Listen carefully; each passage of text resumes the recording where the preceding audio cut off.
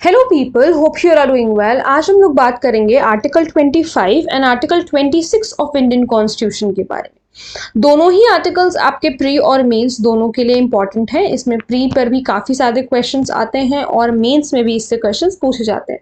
3-4 questions आए हैं अब तक, ठीक है। आर्टिकल 25 सबसे पहले हमें बताता है freedom of concise and free profession, practice and propagation of religion. Propagation का मतलब होता है किसी भी रिलीजन को फैलाना, ठीक है। तो इसमें सबसे मेन बात जो बताई गई है और जो हमें याद रखनी है कि it can not be against public order, morality and health. इन तीनों के अगेंस्ट में कोई भी रिलीजन प्रैक्टिस आपको अगर करना है, कोई भी किसी भी तरह की कोई भी प्रैक्टिस करनी है, कोई भी फ्री प्रोफेशन प्रैक्टिस करना है, तो ये जो है इन तीनों के अगेंस्ट में नहीं होना चाहिए। ये बहुत ज़्यादा इम्पॉर्टेंट बात है और इससे आपके प्री में कई बार क्वेश्चंस बने हैं कि कौन सी वो 3 चीज़ें हैं जिसके अगेंस्ट में नहीं होना चाहिए। आपका ये वाला जो आर्टिकल है ये स्टार्ट ही इससे होता है, subject to public order, morality and health. तो इन तीनों के अगेंस्ट नहीं होना चाहिए। State can make law, state जो है वो बना सकता है, अगर चाहे तो वो लॉ बना सकता है, रेगुलेटिंग और रिस्ट्रिक्टिंग, रेगुलेट करने के लिए या रिस्ट्रिक्ट करने के लिए एनी इकोनॉमिक, फाइनेंशियल, पॉलिटिकल और other secular activity which may be associated with religious practice. State अगर चाहे तो लॉ बना सकता है किसी भी प्रैक्टिस को रेगुलेट करने के लिए या रिस्ट्रिक्ट करने के लिए, इकोनॉमिक, फाइनेंशियल, पॉलिटिकल या किसी भी अदर सेक्युलर एक्टिविटी को अगर रेगुलेट करना है या रिस्ट्रिक्ट करना है तो उसके लिए स्टेट लॉ बना सकता है। Providing for social welfare and a reform or the throwing open of Hindu religious institutions of a public character to all classes and sections of Hindus, ठीक है। इसमें ये केस है Bijoe Emmanuel versus state of Kerala. ये case हम लोग पहले भी पढ़ चुके हैं। इसे हम लोग नेशनल एंथम केस के नाम से भी जानते हैं। तो जहाँ कहीं भी नेशनल एंथम केस लिखा है तो आप समझ लें कि बिजॉय इमैनुअल केस के बारे में बात करी जा रही है। इसको मैं थोड़ा सा ब्रीफ में बता देती हूँ। इस केस में क्या हुआ था, कुछ बच्चे थे जो कि स्कूल गोइंग थे, वो स्कूल के असेंबली में खड़े हुए थे, they were of a particular class, ठीक है। वो एक पर्टिकुलर मतलब पर्टिकुलर गॉड से प्रे करते थे और उनके में किसी और चीज के ऊपर ऐसा नहीं था कि वो किसी और चीज के लिए खड़े हो पाए या कोई और चीज चांट कर पाए। तो उनके जो स्कूल में नेशनल एंथम हो रहा था और they were just standing in respect of it, but they were not singing it. वो उसे गा नहीं रहे थे, सिर्फ खड़े हुए थे वहां पर। तो इस चीज के ऊपर उनके ऊपर केस हुआ था कि ये डिसरिस्पेक्ट है। तो सुप्रीम कोर्ट ने ये कहा कि ये कोई डिसरिस्पेक्ट नहीं है, इट्स ओके अगर वो रिस्पेक्ट में खड़े हैं तो उतना ही काफ़ी है। अगर कोई सिर्फ अपना रिलीजन प्रैक्टिस करना चाहता है, किसी दूसरे के उसमें नहीं वो करना चाहता, तो इट्स ओके। तो इसमें ऐसा कुछ इनके ऊपर कोई भी एलिगेशन या कुछ भी चार्जेस नहीं लगाए गए।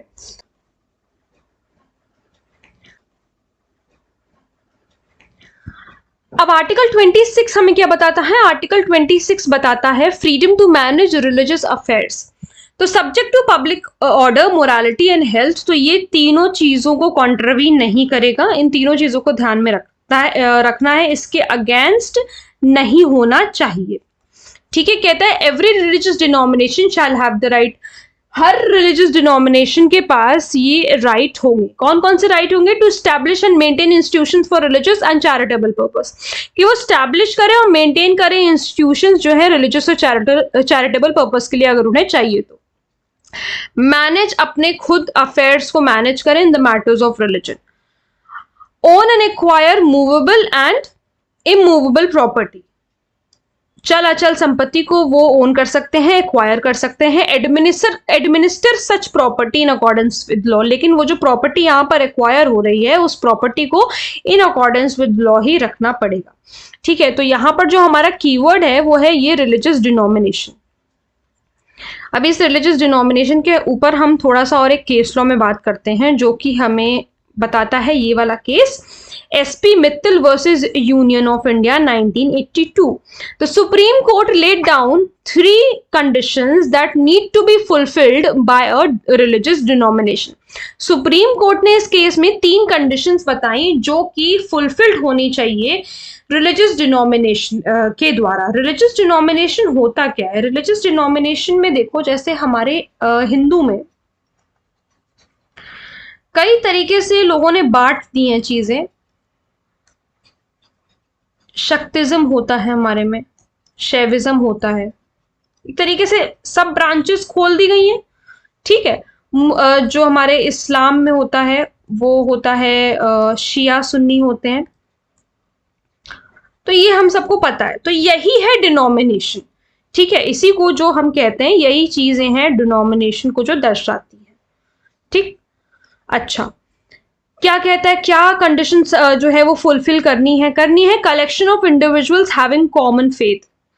इंडिविजुअल्स का ऐसे कलेक्शन होना चाहिए जिनके पास मतलब जिनका कॉमन फेथ हो। एक कॉमन ऑर्गेनाइजेशन होनी चाहिए, ठीक है। डेजिग्नेशन बाय डिस्टिंक्टिव नेम, जो है डिफरेंट नाम होना चाहिए। तो ये इस केस में बताया गया। तो यही केस इसमें जो है इम्पॉर्टेंट है। अब हम लोग थोड़े से जो है PYQs देख लेते हैं, प्रीवियस ईयर क्वेश्चंस थोड़े से सॉल्व कर लेते हैं। तो इसका जो PYQ सबसे पहला है हमारा, वो कहता है right to freedom of religion can not be restricted on the ground of. अभी मैंने आप लोग को बताया ना कि जो है वो पब्लिक ऑर्डर, मोरालिटी और हेल्थ के अगेंस्ट में नहीं होना चाहिए। इसीलिए मैं आप लोगों से कह रही थी कि ये जो तीनों चीजें हैं ये आपको याद रखनी पड़ेंगी, क्योंकि ये हमारे प्री में पूछी जाती हैं और बार बार पूछी जाती है। ये वाला भी जो क्वेश्चन मैं अभी डिस्कस कर रही हूँ, ये क्वेश्चन आपका UPSC CS 1999 में पूछा गया है और बिहार APO 2013 में पूछा गया है। सो कई बार जो है इससे रिलेटेड क्वेश्चंस जो हैं रिपीट होते हैं। तो ये वाला जो क्वेश्चन है हमारा इन दोनों जगहों पर पूछा गया। कहता है, जैसा मैंने अभी क्वेश्चन आपको बताया, कि कौन से ग्राउंड पर हम उसको रिस्ट्रिक्ट नहीं कर सकते हैं। तो ये नॉट रिस्ट्रिक्टेड वाला सवाल है, ये थोड़ा सा ध्यान रखा करो, कहाँ नॉट लिखा है कहाँ नॉट नहीं लिखा है, ये चीज़ बहुत इंपॉर्टेंट हो जाती है। कभी कभी जल्दबाजी में ना हम ये नॉट ही पढ़ना भूल जाते हैं। हमें लगता है कि हमें आता है, हम सही करके आए हैं, लेकिन इस नॉट की वजह से कभी कभी वो 1 नंबर हमें नहीं मिलता है। तो इसमें सबसे पहला जो ऑप्शन है वो है मोरालिटी, दूसरा हमारा ऑप्शन है पब्लिक ऑर्डर का, तीसरा हमारा ऑप्शन है हेल्थ का, और चौथा हमारा ऑप्शन है सिक्योरिटी ऑफ स्टेट का। तो अब तक तो आप लोगों को आंसर समझ में आ गया होगा कि क्या आंसर है। क्यों? क्योंकि अभी हम लोगों ने देखा कि इन तीनों चीज़ों को कॉन्ट्रवीन नहीं करना चाहिए, इन तीनों चीज़ों के अगेंस्ट नहीं होना चाहिए। तो यहाँ पर जो हमारा आंसर है वो है D, ठीक है। तो ये तो एक क्वेश्चन हो गया। दूसरा क्वेश्चन भी जो इसमें है इस आर्टिकल से रिलेटेड, वो भी ऐसे ही सेम ही है, बट एक बार ठीक है मैं एक बार रीड आउट कर देती हूँ। Article 25 of constitution guarantees freedom of religion but it is subject to, फिर वही बात है कहाँ पे सब्जेक्ट कर रहा है। सबसे पहला इसमें जो ऑप्शन है वो है public order, morality, health and other fundamental rights. नहीं, हेल्थ तक तो सब ठीक था, लेकिन ये अदर फंडामेंटल राइट्स को तो नहीं है। बी है public order, morality and health. तो हमें यहीं पे समझ में आ गया कि हमारा जो आंसर है वो बी है। तो ये आपका जो क्वेश्चन पूछा गया है ये क्लैट LLM में पूछा गया है 2015 में, ठीक है। फिर एक क्वेश्चन और है, which article starts with subject to public order, morality and health. कौन सा जो है सेक्शन, कौन सा आर्टिकल जो है वो स्टार्ट होता है? आर्टिकल 25 जो है वो स्टार्ट होता है, ठीक है।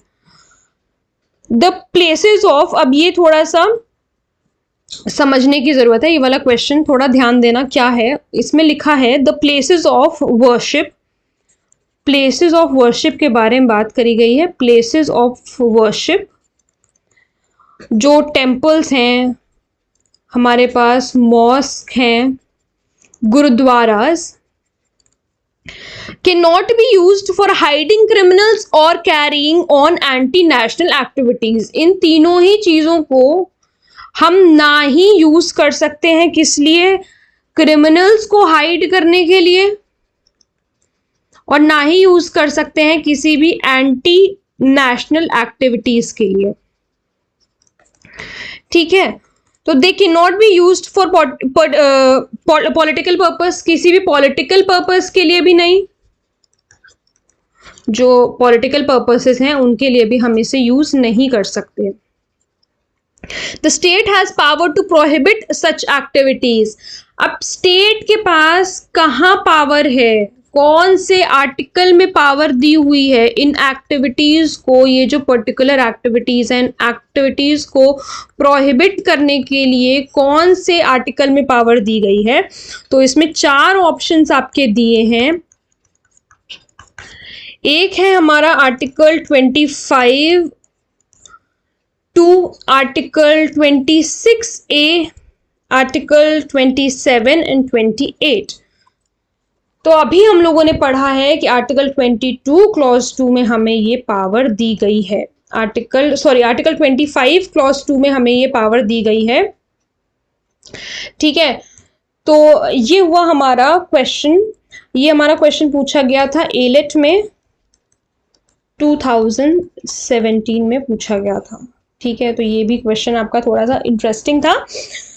सो यही है कुछ क्वेश्चंस हमारे प्री के पॉइंट ऑफ व्यू से जो इम्पॉर्टेंट है। और क्वेश्चंस देखो हमेशा रिपीट होते ही हैं, तो इन सारे क्वेश्चंस को प्रैक्टिस करना जरूरी है। देखो वो पब्लिक ऑर्डर, मोरालिटी और हेल्थ वाला क्वेश्चन कितनी बार, अभी मैंने तो सिर्फ 2-3 एग्जांपल्स दिए हैं। अगर आप बुक खोल के देखेंगे, सिंगल वाली जो बुक आती है इनकी 4 वॉल्यूम्स में, अगर अभी तक परचेज नहीं करी है और जुडिशरी की प्रिपरेशन आप कर रहे हैं, तो ये जो सिंगल वाली बुक आती है, सिंगल की एक बुक आती है जो आपकी आती है 4 वॉल्यूम्स में आती है। ठीक है, 4 वॉल्यूम्स इसके आते हैं जिसमें आपके सारे ही लोकल लॉज भी कवर हैं, मेजर लॉज, माइनर लॉज, सब कुछ कवर है। अगर अभी तक परचेज नहीं करी है और जुडिशरी की प्रिपरेशन कर रहे हो तो कर लो परचेज। इससे अच्छी कोई बुक आपको नहीं मिलेगी आपकी प्रैक्टिस के लिए। बहुत ज़्यादा इंपॉर्टेंट है, अगर जुडिशरी की प्रिपरेशन कर रहे हो तो ये वाली बुक आप ज़रूर से ज़रूर परचेज करें। ये प्रीवियस ईयर क्वेश्चंस की बुक है, और इनकी प्री की नहीं, मेंस की भी आती है। मेंस की तो इनकी एक ही बुक आती है जिसमें आपको सारे ही मिल जाएंगे, ऑल सब्जेक्ट्स का एक बुक आती है, लेकिन वो सॉल्व्ड नहीं है। ये अनसॉल्व्ड वाली मैं बता रही हूँ। इनकी आई गेस कोई सॉल्व नहीं आती, पता नहीं। मेरे पास जो है वो अनसॉल्व्ड ही है, तो आप अनसॉल्व्ड भी ले सकते हो। और अगर आप खुद से चेक करना चाहते हो तो उसकी भी एक सॉल्व्ड बुक आती है, वो मैं आप लोगों को बताऊंगी कभी, क्योंकि उसके बारे में मैंने ज़्यादा रिसर्च किया नहीं है।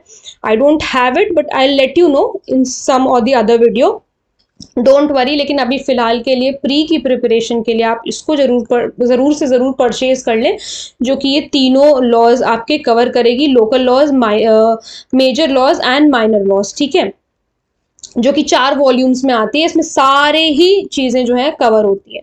सो आई होप आप लोगों को ये दोनों ही आर्टिकल्स अच्छी तरीके से समझ में आ गए होंगे। अगर कोई प्रॉब्लम है तो please let me know in the comment section, और अगर आप लोग इस टॉपिक पे वीडियो देखना चाहते हैं तो वो भी प्लीज़ मुझे ज़रूर बताइएगा। Thank you so much.